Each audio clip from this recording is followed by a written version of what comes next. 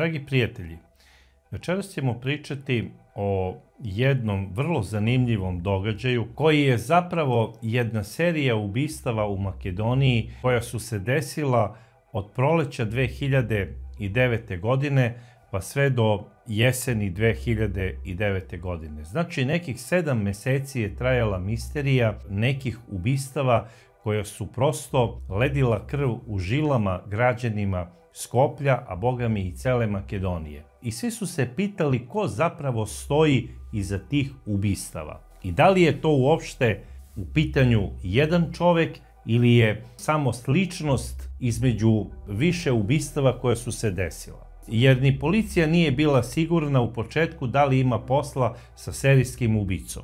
Sve je naime počelo početkom marta kada je jedna gospođa došla da obiđe svoju majku u skopskom naselju Butel 2, koja je već u godinama, znači to je žena koja je imala 83 godine, jedna divna gospođa, kako su je svi znali iz komšiluka. Živela je u svojoj kući gdje je rođena, odnosno gdje je sa svojim suprugom odgajala 2 ćerke i svi su je znali u kraju. Čak su je znala i deca koja su išla u jednu školu koja je bila preko puta te njene kuće. I šta se zapravo desilo kada je došla ta gospođa da obiđe svoju majku? Na samom ulazu bila je iznenađena zašto je zapravo kuća zaključana, jer ona je znala da njena majka ne zaključava kuću. Njena majka je imala slab sluh, nekada kada bi zaključala kuću ona ne bi mogla da čuje po 15-20 minuta da neko kuca ili zvoni. I sada naravno baka je sama, gleda televizor, ono do daske ga nagazi i šta se dešava? Ne čuje da neko zvoni.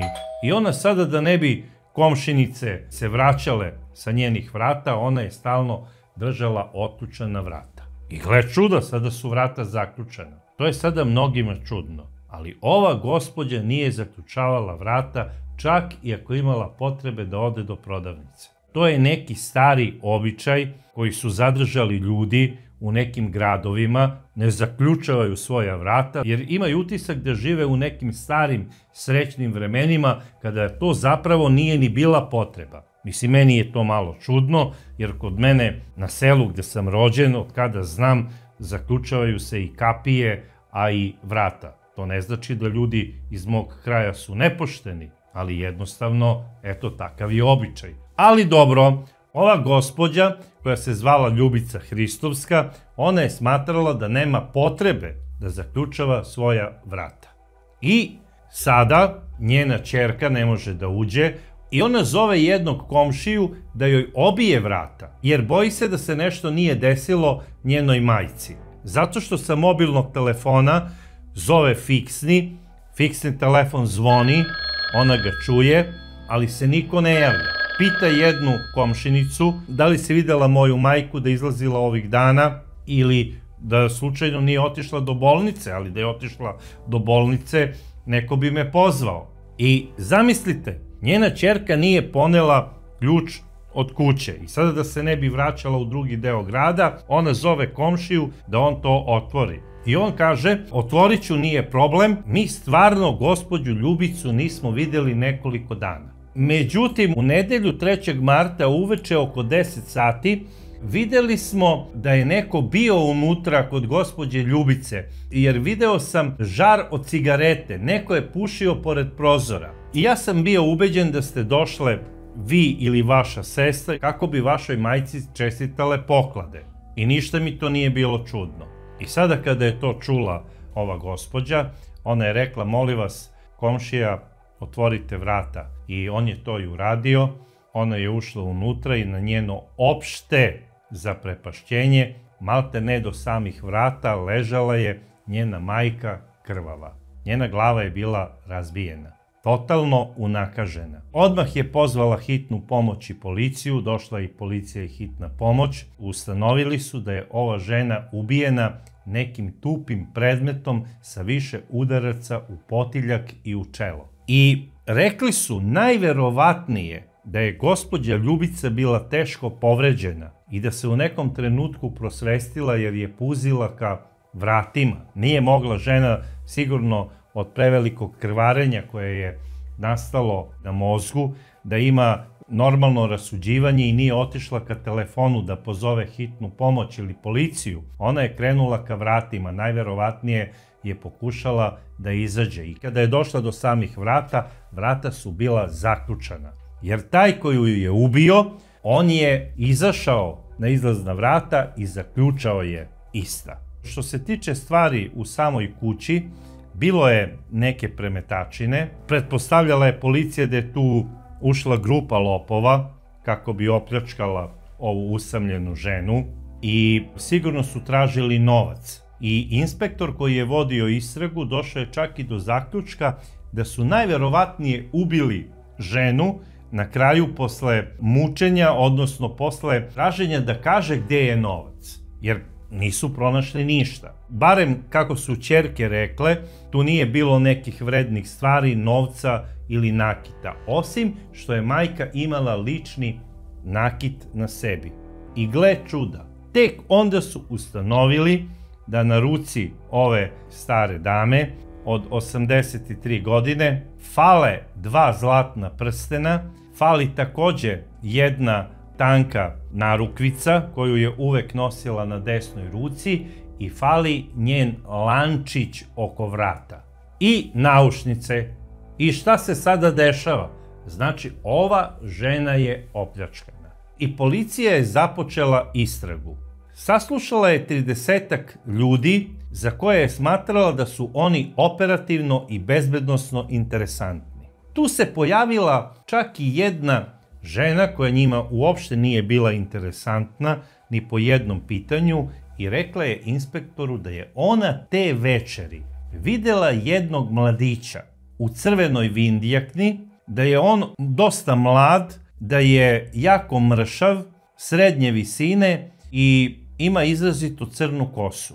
Rekla je 20-ak godina. I da je njoj bio interesantan zato što je nosio neku crnu fasciklu iz koje su ispadali papiri. I onda je on te papire skupljao. Kada se ovo desilo i kada je cela ulica i ceo kraj počeo da priča o ovom monstruoznom ubistvu, ja sam se setila tog mladića. To je bilo negde oko 10:30 uveče i ono što sam posle primetila kada je odlazio, nervozno je zapalio cigaretu i otišao je užurbano niz ulicu. I to je bilo jedno zapravo vrlo interesantno saznanje koje je dobila skopska policija, a saznali su i od ćerke pokojne gospođe Ljubice da je komšija video te večeri negde oko 10 sati uveče da je neko pušio pored prozora. I naravno dok su oni tamo radili kompletni uviđaj, pronašli su i opušak od cigarete. U početku je policija mislila svašta. Mislili su da je sigurno tu u pitanju više lica. Kasnije, taj opušak cigarete po nekim mišljenjima tih inspektora je naveo nekog od njih da kaže da on misli da je u pitanju sigurno narkomansko ubistvo. Jer samo totalni amater ili narkoman može biti neoprezan da ostavi takve tragove na mestu zločina. I naravno uradili su oni detaljno pregled i kvaka i ključeva i svega u cilju pronalaženja papilarnih linija i najverovatnije da su i pronašli ono što su tražili i taj slučaj je odjeknuo u makedonskoj javnosti kao bomba. Pisalo se o slučaju gde je na jedan vrlo monstruozni način ubijena žena iz maltene nepoznatih motiva. Jer u pitanju nije bilo klasično tipovanje da se radi o ženi koja ima dosta novca, to je bila žena koja se nikome nije zamerila, nikome ništa nije dugovala i nisu znali pravi razlog. Osim toga što je sa žrtve skinut nakit koji nema neku veliku vrednost. On ne može da bude razlog pljačke i ubistva. I onaj zaključak do koga su došli je taj da je ubica sigurno znao žrtvu i znao je da živi sama i znao je da ne zaključava svoja vrata. Sada, ono što nisu znali ime i prezime ubice i naravno tražili su ga. Sada i ona cigareta koja je pronađena prilikom uviđaja. Na njoj je bio DNK ubice, ali u tom periodu Makedonija nije imala svoju bazu podataka, tako da opušak i nije bio od neke velike koristi, ali je on ipak za svaki slučaj sačuvan i poneto je iz kuće još nešto što se smatralo da može kasnije da koristi u svrhu istrage. Da li su pronašli neke papilarne linije, to sada i ne znam, ali ono što su smatrali da im je interesantno, oni su to i poneli u cilju dalje istrage. O ovom događaju se pričalo, pogotovo u komšiluku pokojne gospođe Ljubice. Prolazilo je vreme, prošlo je skoro 7 meseci. I onda je opet u makedonskoj štampi osvanula vest da je 14. oktobra u ranim jutarnjim časovima jedna gospođa napadnuta u liftu svoje zgrade gde je živela u skopskom naselju Kapistec. Ona je trebala da siđe u prizemlje gde će je sačekati njen zet i da je odveze tamo u goste kod zeta i kod ćerke. I ona je krenula. Ali je u liftu odmah za njom, kada je ona ušla, ušao i jedan mladić. Taj mladić je bio mršav, imao je crnu kosu i što je najzanimljivije, i taj mladić je imao crvenu vinjaknu.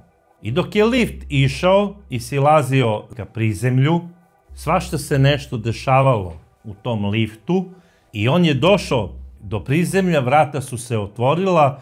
U prizemlju ispred lifta stajao je zet Marije Atanasovske, zapravo gospođe koja je trebala da ide u goste. I kada su se vrata lifta otvorila, gospodina koji je čekao svoju taštu, čekao je šok, zato što je njegova tašta bila na podu lifta i bila je sva krvava. Pored nje je stajao mladić u crvenoj vinjakni. I sada mladić, kada je video gospodina koji ulazi ka liftu i kaže šta se desilo to mojoj tašti, mladić je rekao tom gospodinu, mislim da treba da je odmah vodite kod lekara i ja ću vam pomoći ako treba da je odvedemo zajedno do vašeg automobila. I mladić je to i uradio. Odveli su gospođu Mariju do automobila njenog zeta i on ju je odmah odvezao u klinički centar Skoplje. Tamo su primili nesrećnu ženu, imala je teške povrede glave, imala je prelom na čelu, lekari su rekli ovo nema šanse da je otpada, ona je nekim predmetom 2 ili 3 puta udarena u predelu glave. Kaže, ne mogu da verujem da ju je neko udario, unutra je bio mladić koji je rekao da je on video kada je ona pala i glavom udarila o pod. Lekar kaže, nema šanse da je ovo od pada, ovo je od udarca nekim predmetom. Najverovatnije je u pitanju čekić. Tako je rekao lekar. I kaže, molim vas, dajte mi vašu ličnu kartu. Kada neko dovede nekog na urgentni centar, potrebno je da se uzmu i lični podaci onoga koje je doveo povređeno lice. I onda je zet Marije Atanasovske, na njegovo veliko iznenađenje, otkrio je da mu fali novčanik. I onda je on skapirao da ga je onaj mladić, dok su oni najverovatnije njegovu taštu prebacivali do automobila, izđepario. Ukraden mu je novčanik sa 250 € i kompletna dokumentacija, vozačka dozvola, lična karta i sve ono što ide saobraćajna i tako to. Naravno, odmah je on prijavio slučaj policiji, policija je došla i zbog povređene gospođe Marije, a i zbog ovog slučaja džeparenja, uzeli su sve na zapis. Pretpostavljam da je gospodin Zet otišao i do policijske stanice kako bi dao detaljniju izjavu u vezi svega ovoga, a naravno i prijavu oko krađe, i policija je počela da istražuje ko je mladić koji je bio u liftu, koji je pomogao navodno gospodinu Zetu da svoju taštu prebaci do automobila i koji je najverovatnije povredio gospođu Mariju, i ne samo što ju je povredio, nego je ukrao njene naušnice, lančić i narukvicu. I od Zeta ukrao novčanik sa 250 €. Naravno, inspektoru koji je vodio ovaj slučaj, odmah je zapalo za oko da ima puno sličnosti sa onim događajem od pre 7 meseci. Isto se radi o gospođi koja je povređena tupim predmetom, najverovatnije sa više udaraca u predelu čela i potiljka, i ukraden je njen zlatni nakit. Kao i kod gospođe Ljubice, koji se desio u martu. I najverovatnije da bi se ovaj događaj u liftu završio i smrtnim ishodom, da se nije gospodin Zet našao ispred lifta. Jer sigurno bi ovaj mladić nastavio da udara nesrećnu ženu, ili možda i ne bi, jer kada su se vrata lifta otvorila, on je predmet kojim je udario gospođa Mariju već stavio ispod svoje crvene vinjakne. I odmah su počeli sada da traže mladića sa crvenom vinjaknom, koji tog 14. oktobra 2009. godine je uradio jedno strašno krivično delo. I novine su odmah ujutru pisale o fantomu iz lifta. I dok je maltene štampa još uvek bila vruća, desilo se nešto strašno. Naime, sutradan, 15. oktobra 2009. godine, u svojoj kući pronađena je mrtva gospođa Bosiljka Krasojević, stara 71 godinu. Ova gospođa je živela u svojoj kući u naselju Karpoš u Skoplju i imala je veliki problem zato što je bila nepokretna. I ona nikada nije zaključavala svoj stan, zato što su volonteri Crvenog krsta dolazili da je obilaze, donosili su joj hranu i donosili su joj lekove.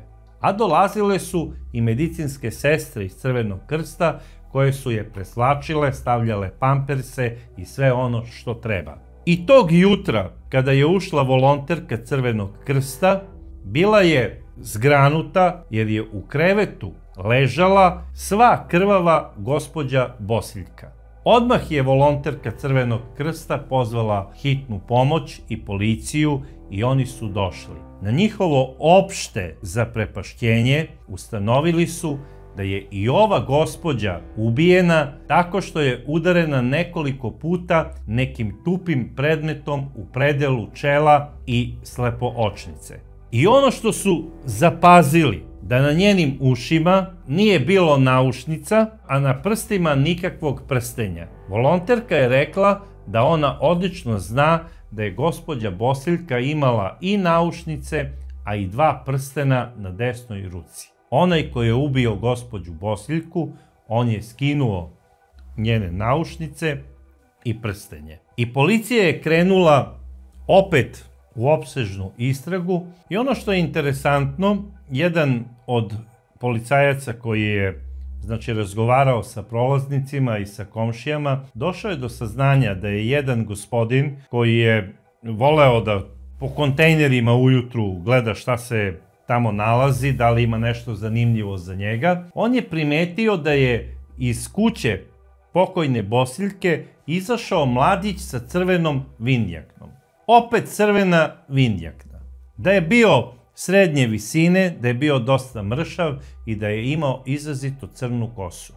Policajci su sada već bili ubeđeni da oni od marta meseca imaju posla sa jednim te istim čovekom, koji je najverovatnije narkoman, kako su došli do zaključka, koji ubija nesretne žene nekim tupim predmetom i krade njihov nakit kako bi ga prodao da bi mogao da kupi narkotike. Operativci policije su naravno počeli odmah da istražuju kod lokalnih zlatara da li je neko dolazio da prodaje nakit sa crvenom vindjaknom i da li je bio mršav, mladi, da li je imao crnu kosu.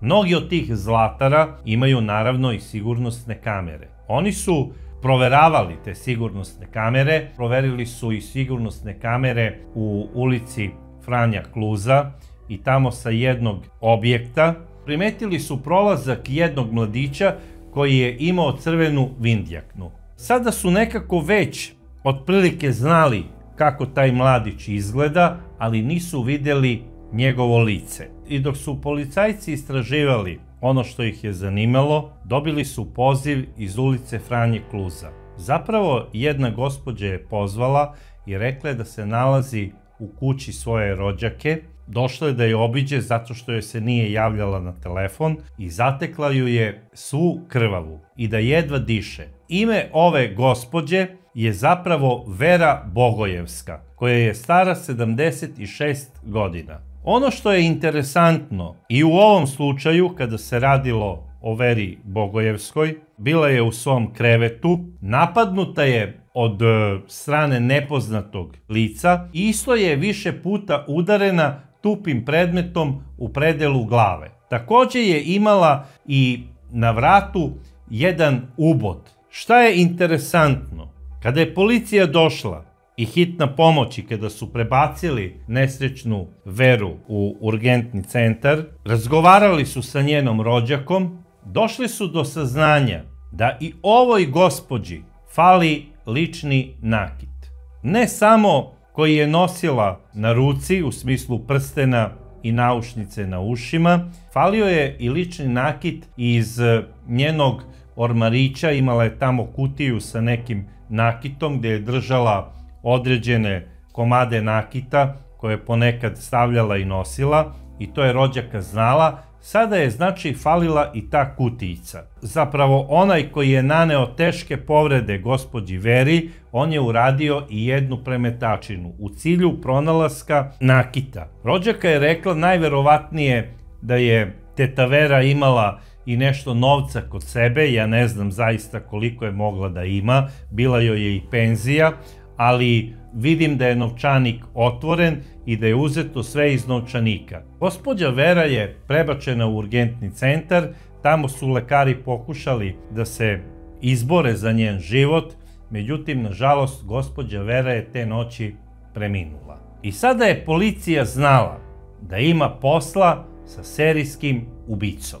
Nisu mogli da znaju o kome se radi, još uvek, ali su znali da je najverovatnije u pitanju narkoman, jer je i na početku proleća kada se desilo prvo ubistvo, identično je bio obučen i sada u ovih nekoliko dana dok je trajala ova agonija i za policiju, a malte ne i za sve građane Skoplja, pojavljuje se momak kao fantom u crvenoj vindjakni i kreće se u potragu za ubicom u crvenom. Novinari su sada pisali svašta. Pretpostavljam da imaju svoje insajdere i u policiji, a i u tužilaštvu i znali su da se traži mladić u crvenoj vindjakni. Nisu znali čime ubija ove nesrećne žene. Pisalo se te da nosi čekić, te da nosi neku metalnu šipku, te svašta nešto. Ali dobro, novinarska mašta radi svašta,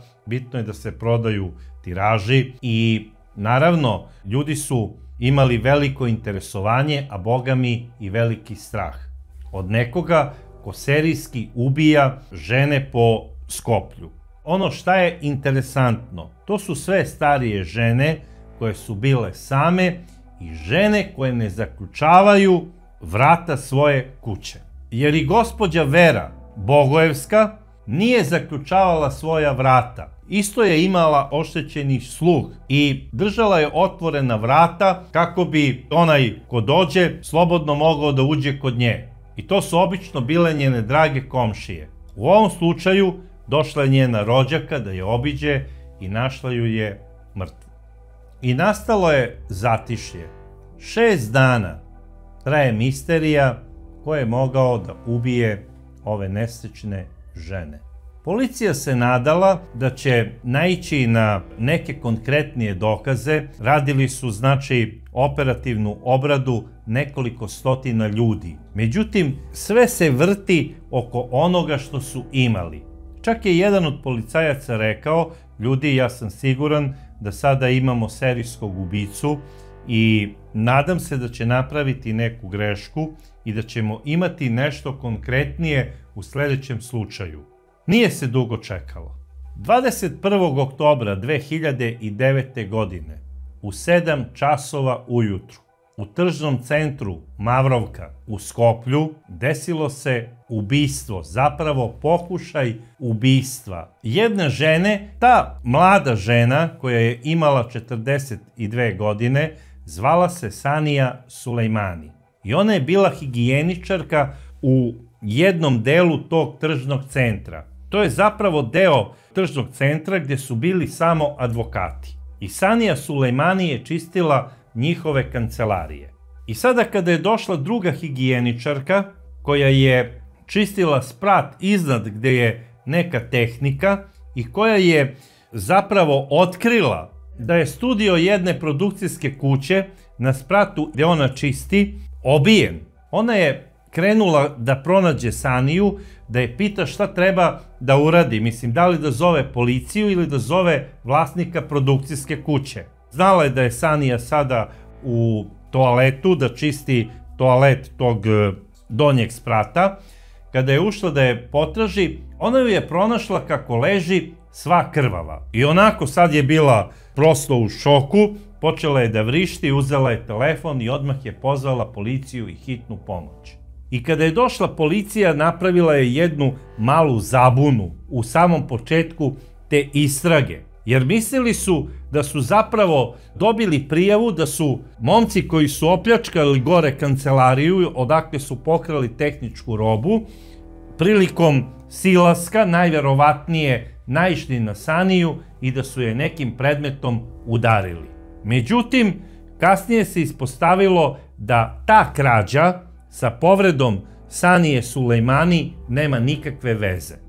I jedan od advokata je rekao, dao je predlog policajcima da oni provere i sigurnosne kamere i da sumnja da je možda neko od narkomana izvršio ovaj napad na Saniju Sulejmani zato što je nekoliko puta sam on lično video narkomane koji ostaju do kasnih jutarnjih časova sakriveni po WC-ima ovog tržnog centra kako bi uživali u svojim porocima. I plaši se da je neko od njih sigurno pokušao da siluje Saniju Sulejmani i najverovatnije da prilikom tog pokušaja je on nju i ubio. Međutim, kada je Sanija Sulejmani odvežena na urgentni centar u veoma teškom stanju, odmah je lekar ustanovio da je ona sa nekim tupim predmetom povređena, da ima unutrašnje krvarenje i ono što je interesantno,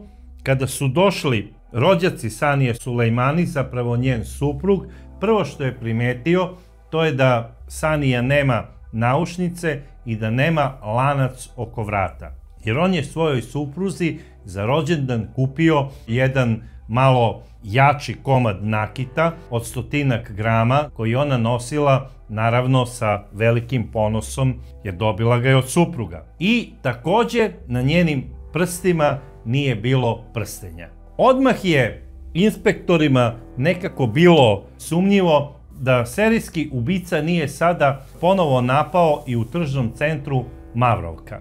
Jer povrede koje su bile na glavi Sanije Sulejmani i način kako je ona opljačkana malte ne je identičan kao i kod ovih starijih gospođa. I kada su proverili sigurnosne kamere, sledilo je zaprepašćenje, a bogami i oduševljenje.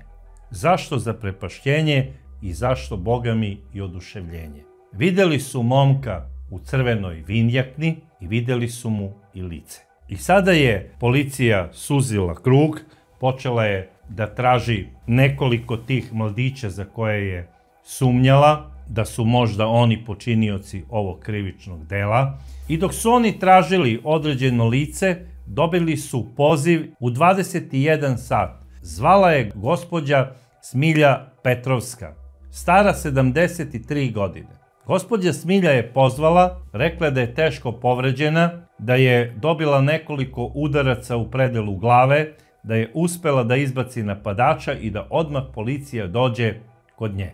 I policajci su odmah i došli. I došao i glavni inspektor koji je vodio ovaj slučaj oko ove serije misterioznih ubistava u Skoplju. Hitna pomoć je odmah gospođa Smilju prebacila do urgentnog centra, tamo joj je ukazana pomoć, ustanovili su da su povrede teške, ali da nisu opasne po život i gospođa Smilja je objasnila policajcima da je napadnuta od jednog mladića koji je ušao u njenu kuću kroz nezaključana vrata i rekla je da ona živi sama, da ju je napao nekim predmetom koji liči na sekiru, ali da je bio nečim obmotan. I sada su policajci imali nešto konkretno. Tog istog dana, kada je napadnuta Sanija Sulejmani, napadnuta je i Smilja Petrovska, koja je, boga mi, prilično udaljena od ovog tržnog centra. I došli su do zaključka da se radi o jednom čoveku, o jednom mladiću koji ubija istim oružjem. Da je to najverovatnije sekira, kako je i sama gospođa Smilja rekla, koja je nečim obmotana iz nekog razloga. I šta sada radi ovaj mladić? Policija njega traži. A šta radi on? On odlazi do jednog prodavca bele tehnike, to je u stvari servis za popravku bele tehnike, i ponudio je jedan televizor na prodaju. Prodavac ga je pogledao, znači procenio je da nešto sa njim nije u redu, zapravo kako je kasnije izjavio, delovao mu je kao narkoman. Rekao je: momče, mi ne otkupljujemo nikakve televizore niti belu tehniku od bilo koga i to na nekom drugom mestu vidi. Kako je sam rekao, nisam hteo da imam posla sa narkomanima. Taj mladić prilikom odlaska zaboravio je jednu torbu. To je neka mala sportska torba i kasnije ju je primetio ovaj gospodin i otvorio je istu i na njegovo opšte zaprepašćenje video je da se unutra nalazi neki predmet koji je izgledao kao sekira, koji je oblepljen selotejp trakom i na istoj su bili tragovi krvi. Sat vremena nakon toga, ovaj mladić se vraća u prodavnicu i kaže: bio je ovde moj otac malopre i nešto je zaboravio u torbi. Da li je to kod vas? Sada se prodavac iznervirao i rekao je: ma izlazi napolje, i izbacio ga je iz prodavnice. E sada, da je on odmah prijavio policiji kada je video tu krvavu sekiru, možda bi oni došli i ovaj bi se vratio i možda bi ga uhapsili. Ali sada desilo se šta se desilo. Celu noć je ovaj prodavac razmišljao da li je postupio kako treba i došao je do zaključka da nije. Ujutru je ovaj događaj prijavio policiji, policija je došla i pronašla je sekiru. Bili su sada sigurni da imaju oružje sa kojim je serijski ubica ubijao sve ovo vreme ove jadne žene. Policija je napravila i fotorobot. Planirali su da ovaj fotorobot iznesu u javnost, da se on objavi u novinama i na televiziji. I prošlo je 5 dana i ništa se nije dešavalo, međutim 27.10. zazvonio je telefon iz naselja Butel 1, rečena je tačna adresa i čovjek koji je zvao telefonom rekao je da je on podstanar jedne gospođe i da je nije video nekoliko dana i da je tog dana krenuo da je potraži do njenog dnevnog boravka i da je tamo na njegovo opšte zaprepašćenje svoju stanodavku pronašao mrtvu. Policija je došla odmah po pozivu tog 27. oktobra i tamo su pronašli beživotno telo 66-godišnje Elene Mijeve, bivše radnice MUP-a Republike Makedonije. Ona je u ovom naselju imala divnu kuću i imala je u dvorištu i jednu pomoćnu kuću koju je iznajmljivala. Šta je sada opet zaprepašćujuće u ovoj priči? I ova žena je ubijena sa nekoliko udaraca u čelo, tupim predmetom, isto joj je skinut sav nakit i odnetio je najverovatnije i novac iz novčanika, jer je novčanik bio na podu, otvoren, bez novca, samo sa ličnim dokumentima. Njeno telo je prebačeno na sudsku medicinu radi obdukcije i tamo je utvrđeno da je ova nesrećna žena ubijena nekoliko dana ranije. Policija je međutim ovog puta imala nekako tačnu metu koga treba tražiti. Jer su već sumnjali da se najverovatnije radi o jednom mladiću koji je njihov stari znanac, za koga nisu znali da je nasilan, ali su znali da je narkoman. I ne samo što su znali da je narkoman, nego je on već nekoliko meseci bio na njihovoj poternici, jer je trebao da se javi na izdržavanje zatvorske kazne od 8 meseci zbog krađe, koju je imao od ranije. To je bio u pitanju neki kiosk, krao je piće i cigarete iz nekog kioska. I odmah ujutru interventna policija grada Skoplja i inspektori kriminalističke policije u naselju Kjorče Petrov upali su u stan porodice Karamarkov. Njihov cilj je bio da se uhapsi Viktor Karamarkov, star 28 godina. I oni su ga tamo i pronašli. Ležao je na krevetu u svojoj sobi, apsolutno nije reagovao nikako, bio je potpuno oduzet od droge, veče pre toga je bio njegov rođendan, najverovatnije posle odrađene pljačke kod gospođe Elene, znači uzeo je njen nakit, prodao tamo gdje je prodavao i sav ostali nakit i kupio je veću količinu droge. Jer policija je pored njegovog kreveta pronašla 3 bočice metadona, pronašla je kesicu sa tragovima heroina i pronašla je veliku bocu tečnog diazepama. I ovaj je sve to sasuo u sebe. Najverovatnije hteo je da zaboravi sve svoje probleme i da bude u nekom svom raju. Policija ga je odmah pokupila i odnela na odeljenje toksikologije i tamo je proveo nekoliko meseci. Odnosno, on je bio u bolnici zatvorenog tipa na ovom odeljenju. Policija ga je smestila u glavni zatvor, ali ne zbog ovih ubistava za koja su ga sumnjičili, već zbog ranije presude koju je imao od 8 meseci zbog neke teške krađe, odnosno pljačke nekog kioska. I šta su sada oni rekli? Pa eto, za ovih 8 meseci mi ćemo tačno dokazati sve ono što je vezano za ova ubistva, jer sigurni smo da je on ubica. Jer prilikom pretresa njegove kuće, policija je pronašla isto još jednu sekiru koju je Viktor napravio, identičnu onoj koju je zaboravio u radnji. To je znači sekira, ona tesarska, koju je on iz samo njemu znanih razloga stavio u jednu kesu za smeće, a onda je posle tu kesu za smeće selotejp trakom dobro oblepio. I onda je to nosio u nekoj sportskoj torbi i njome je ubijao ove nesrećne žene. Kod njega su pronađeni raznorazni dokazi o kojima ćemo govoriti kasnije. A ko je zapravo bio Viktor Karamarkov?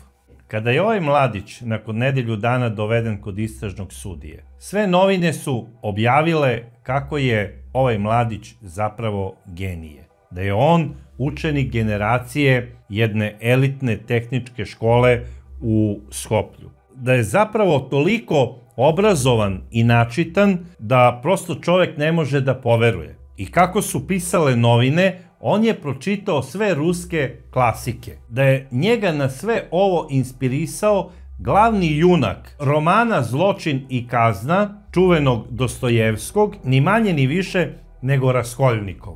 E sada, ja ne znam ko je sve te informacije dao novinarima. Također je u novinama pisalo da je on trpeo nasilje i batine i to godinama od svoje umno poremećene majke i da je on zbog toga bio prinuđen da izvrši sve ove zločine. Kako su čak pojedini novinari napisali da je on odrastao u normalnoj porodici, on bi sada bio naučnik. Neki psiholozi su čak doneli neku stručnu analizu o ovom mladiću, o Viktoru, i rekli su da je on sve ovo izvršio zato što je bio godinama usamljen. On je, kako kaže taj čuveni psiholog, rođen u porodici bez oca. I onda sada nije bila ona druga polovina roditelja koji je trebao da bude balans njegovoj samohranoj majci i zbog tog nedostatka u tom balansu Viktor se osjećao usamljenim, tako kaže struka. Sada, pošto je njegova majka po pisanju makedonske štampe bila umno poremećena, ona ga je maltretirala i umjesto da postane sada genijalni naučnik, Viktor je postao genijalni monstrum. Ni manje ni više nego čuvenim junakom Raskolnikovim. Međutim, istina je sasvim drugačija. Ništa od ovoga nije tačno. Karamarkov rođen je 1981. godine u jednoj udžerici u Skoplju, u kući u kojoj je zapravo živeo čitav svoj život. Njegova majka je bila samohrana majka i bila je jedna hrabra žena koja je radila na 100 mesta kao higijeničarka kako bi prehranila i othranila svoga sina i kako bi mu pružila sve što mu je potrebno za život, da se ne razlikuje od druge dece. Ona je zapravo bila jedna majka hrabrost, a nije bila uopšte umno poremećena žena koja maltretira svoga sina. To nije istina. A njen sin uopšte nije bio nikakav genije, niti se isticao nekakvom inteligencijom u odnosu na drugu decu. Šta više, bio je dovoljan učenik i u osnovnoj školi, a kasnije i u srednjoj tekstilnoj školi, koju je jedva i upisao. Bio je učenik koji ne samo da nije voleo da uči, on nije voleo ni da čita, što se podrazumeva, to ide jedno sa drugim. A o čitanju svih dela ruskih klasika o tome nema ni govora. Bar po kazivanju njegove majke, koju je ona zapravo dala kao izjavu makedonskoj štampi, njen sin nije pročitao u životu ni jednu knjigu. Ona ima 10 knjiga koje je kupila više kao ukras, nekoliko od tih knjiga je pročitala ona, a što se tiče njenog sina, nikada nije uspela da ga natera da pročita ni jednu stranu. Zapravo ja mislim da je on patio od disleksije i da zato nije ni teo, a nije ni voleo da čita, a nije ni mogao. I po rečima njegove majke, ovaj mladić, Viktor Karamarkov, čitavog svog života, znači od rođenja, pa sve kasnije kroz školovanje, bio je dečko koji nije bio problematičan, bio je jako poučen, nije voleo da se druži sa drugom decom, što ukazuje na neki način da je imao neki problem i neki strah. Posle završene te srednje tekstilne škole koju je završio sa dovoljnim uspehom, odlazi na služenje vojnog roka. Po odsluženju vojnog roka 2001. godine on, kako kaže isto njegova mama, prvi put se zaljubljuje u svom životu. I ni manje ni više zaljubio se u jednu studenticu koja je možda čitala neke ruske klasike i pričala mu recimo o Dostojevskom, ali imala je jedan veliki porok, bila je zapravo uživalac heroina. I sada Viktor, družeći se sa njom, zabavljajući se sa njom, ušao je i u taj porok. Postao je i Viktor narkoman. Od 2002. godine on je registrovani narkoman u policiji grada Skoplja. Naravno, njegova majka kada je shvatila da je narkoman, trudila se na sve moguće načine da ovog mladića odvoji prvo od te devojke, a posle toga da ga pošalje na lečenje. I na opšte zadovoljstvo njegove majke, ta devojka je odlučila da prekine sa fakultetom. Došli su njeni roditelji i odveli su je negde na lečenje, tako da se ona odvojila od Viktora, a Viktor je posle toga još više počeo da pati za njom, pa je počeo, kako kaže, da uzima i duple doze heroina, ali njegova majka ga je smestila u čuvenu makedonsku bolnicu za odvikavanje od narkotika koja se zove Kisela voda.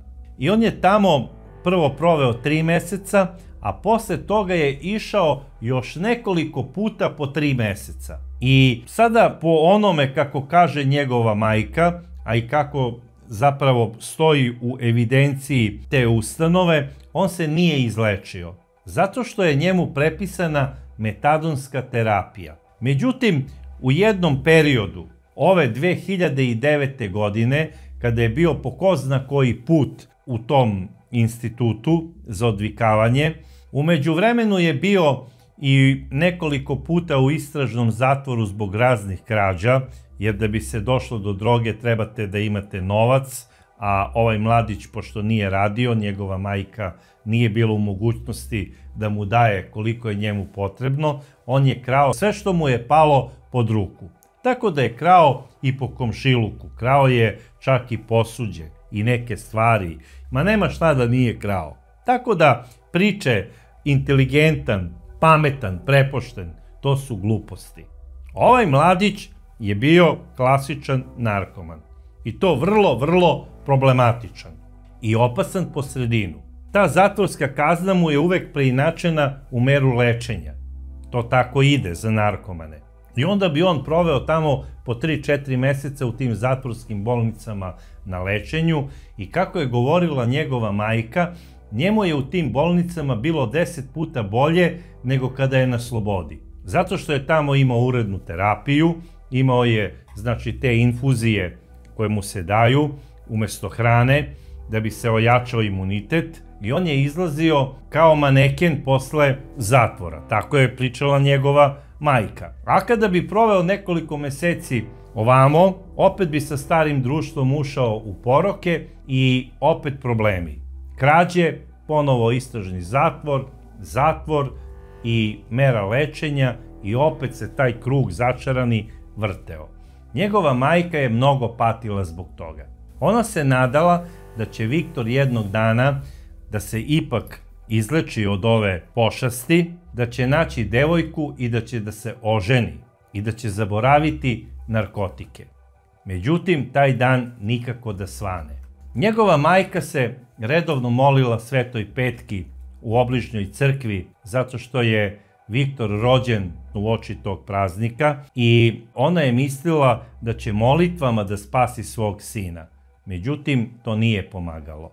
On je iz dana u dan postajao sve žešći i žešći narkoman. Zadnji put kada je izašao sa lečenja, on je bio toliko depresivan da 3 meseca nije ustajao iz kreveta. Njegova majka je zamolila doktora da mu doktor donosi te metadonske terapije kući, što je doktor iz poštovanja prema njegovoj majci i uradio. Tako da je Viktor ležao 3 meseca, nije ustajao, dobijao je svakog dana metadonsku terapiju, majka mu je kuvala supice, sve ono što voli, molila ga je da ustane i da počne da se druži ponovo sa društvom.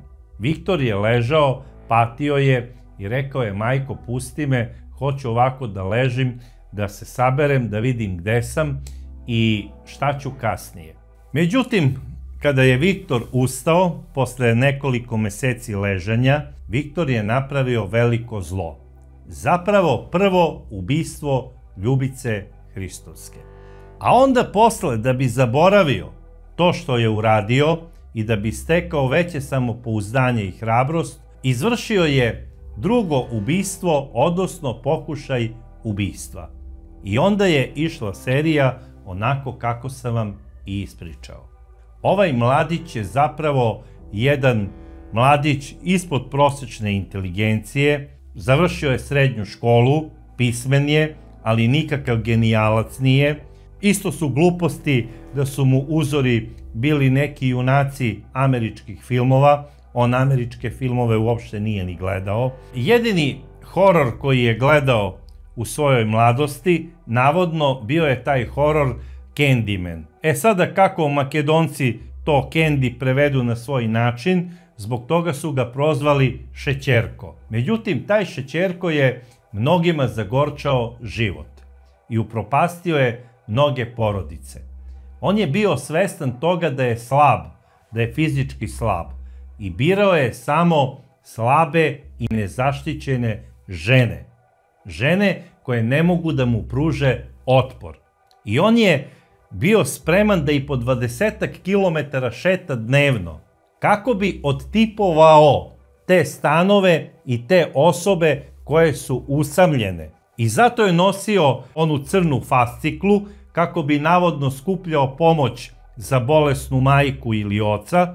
Nosio je neka uverenja iz bolnice kao da imaju rak, skupljao bi neke priloge, uzimao je doduše nekada i novac od tih jadnih žena, kod kojih je kasnije dolazio da bi tražio još malo para i dok bi mu one davale taj novac iz svojih novčanika, on je koristio priliku jer je znao da su same i onda ih je sekirom udarao po glavi. Zato je moje mišljenje da je on tu sekiru držao ispod te crvene vindjakne. Kako ju je on oblepio tom lepljivom trakom i u tom najlonu. A zašto je on to radio? U slučaju pretresa, recimo neka racija u kafiću, u autobusu, sekira kada je tako oblepljena ne smatra se opasnom. E sada, pokazivanju njegove majke, kada ga je policija uhapsila, ona je posle 2 dana naišla na novinare koji su je pitali za njenog sina makedonskog Raskolnikova i kaže, ja sam tada prvi put čula da je moj sin nekoga ubio. I ja ne verujem da je moj sin sposoban da nekoga ubije. Ja mislim da je njemu to sve podmetnuto. Moj sin jeste narkoman, moj sin jeste da krade, ali moj sin nije ubica. I mene je ovo saznanje jako slomilo. Čekam sada da se malo oporavim i hoću da odem do istražnog zatvora, da ga pogledam u oči i da ga pitam, Viktore, da li si ti ubio ove nesrećne žene ili nisi? Ako on jeste ubica, neka trune u zatvoru. Ako nije ubica, borit ću se za njega do kraja života. Ova žena je ispričala novinarima da ona nikada nije tukla svoje dete dok je bio mali. Ona ga jeste par puta udarila kasnije, kada je već bio, znači, momak od 20 i kusur godina, ali je jedini razlog tih šamara bio to zato što je on narkoman. I htjela je da mu stavi do znanja da treba da se probudi i prosvesti. I ja razumem ovu ženu, ona se odricala mnogo čega kako bi priuštila najosnovnije stvari svome sinu. I nije imala para da ga pošalje na neko skupo lečenje. Ona se nadala da će ovaj mladić jednog dana da ima porodicu i da će biti normalan čovek. Ali nažalost nije bilo tako. Nisu pomogle ni molitve u crkvi, u njihovom naselju, gde je redovno i Viktor išao na molitve i najverovatnije tražio posle ovih strašnih zločina i oprost od samog Boga. I kako kaže crkvenjak, stalno kada bi Viktor dolazio, gledao sam na njega i pazio da slučajno ne krade pare, jer narkomani i iz tog razloga dolaze u crkvu. Dok glume molitvu, oni kradu novac sa ikona. Kada je Viktor shvatio da ne može da krade novac iz crkve kako bi priuštio sebi narkotike, on je odlučio kako najbezbolnije i kako najlakše da dođe do novca. I odlučio je da to uradi prosjačenjem.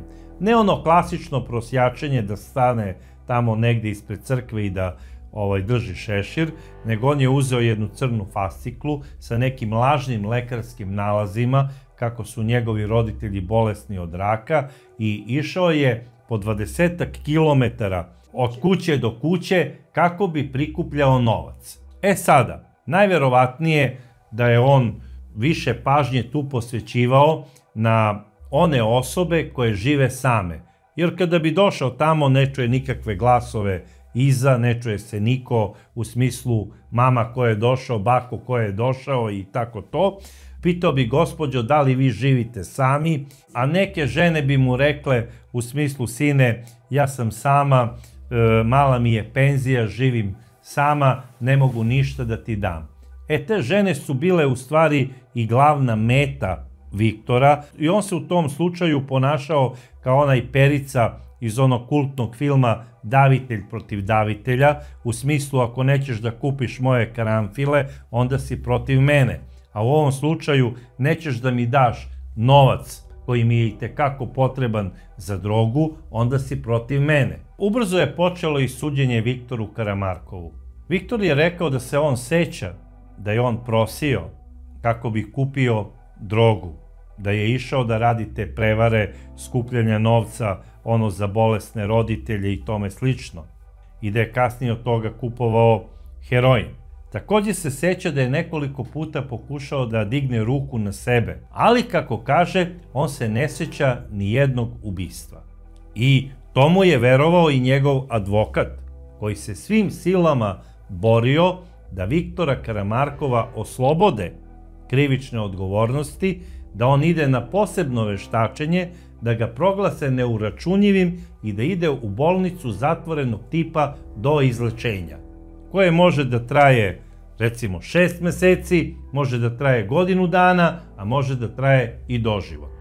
Sud to nije uvažio, on je priznao izveštaj sudskih veštaka, medicinskih veštaka, koji su ustanovili da je Viktor Karamarkov bio uračunjiv i da je on svesno uradio iz koristoljublja ova ubistva, jer je išao na žrtve koje ne mogu da mu pruže otpor, a također on je i ranije bio osuđivan za krivično delo nasilja nad maloletnicima, koje je presretao u parku, otimao im je znači stvari, patike i novac, i jednom prilikom je čak i prebijen od grupe dečaka i predat policiji. Tako da Viktor Karamarkov sve što je radio, radio je sa umišljajem. I Viktor Karamarkov je 2010. godine pravosnažno osuđen na doživotni zatvor.